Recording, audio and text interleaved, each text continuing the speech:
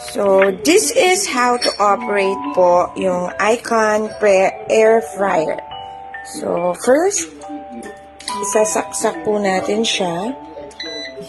Automatic, kapag pagkasaksak po niya, mag-iilaw yung power light.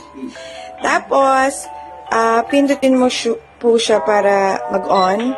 And then, by default, nasa 180 siya, yung heat, and then 15 ang timer.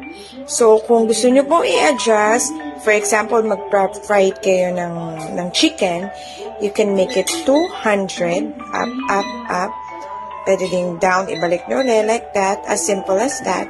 And then, kung ang timer naman po, gusto nyo mabilis lang, down, or up, and then, you have to press the power button, the power, yan po, yung light, the power light, para mag-on na siya. Or mag-start na siya na magluto. As simple as that. Maririnig nyo po na may sound sa loob kapag nagsisimula na siya magluto. Yan. Pag wala kayong activity, mamamatay siya na kusa. Just like that. Napakasimple. Bye! Okay, so in a minute po, matatapos na ang niluluto ni Mudra na fried chicken and fried pork. So, let's see kung crispy ang kinalabasan. And this is our air fryer from Lazada. Nabili po namin siya 2 something. Plus shipping, mga 2.4. So, ang bilis niya pong dumating. Like, in-order namin siya ng Monday. Nandito na siya ng Wednesday. So, we'll check kung very legit ang air fryer na ito from Lazada.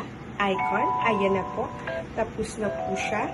And 7, 6, 5, 4, 3, 2, 1, and 0. So, finish na po siya like that. So, we'll just grab the handle and let's see kung luto. Oh my God, we have tofu and oh my goodness, and potatoes. Let's check. Wait lang. Gotta finish this. Bye. So, ayan. Mukha siyang delicious. This is the potato I tried. Ang crispy niya. In fairness, anya. So, this is a healthy meal kasi hindi po kami gumamit ng oil. Papatry natin sa mga bata later. This is tofu. So, lalagyan lang natin siya ng mga gagawa tayo mga seasoning later. Okay. So, it seems like medyo mainit. So, siguro dapat separate namin niluto yung potatoes para hindi siya masyadong na-dry. Pero, all in all, I think the chicken, wow! Look at that chicken! Badass! Okay. We'll try it. So, this is it, pansit. Ito po yung chicken and pork na niluto namin using the air fryer na we ordered from Lazada. See? Natikman ko po siya, crispy. So, kung bet nyo yung fried chicken sa Maxis, ganun siya kasarap. Siyempre, nasa seasoning na ginawa ni Mudra yung before niya nilagay dito sa air fryer. So, yun nga, yung tofu naman is okay siya. Pinuto kasi namin ito for 40 minutes dun sa side and then 40 minutes on the other side. Medyo binawasan ko na kasi naisip ko na parang mag-dry nga yung potatoes.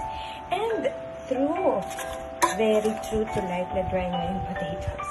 So yun, dapat separately siya namin niluluto, pero dahil sayang ang kuryente, sinabay namin siya. So, magugustuhan yung taste naman niya is very nice pa rin. Lasa siyang potatoes. So, yun nga, sa may mga cholesterol dyan, I advise na best ang air fryer. Niluluto niya ang kanyang sarili, sa kanyang sariling mantika. So, yun. I guess this is a good bag for us. Good job, Lazada icon. And thumbs up!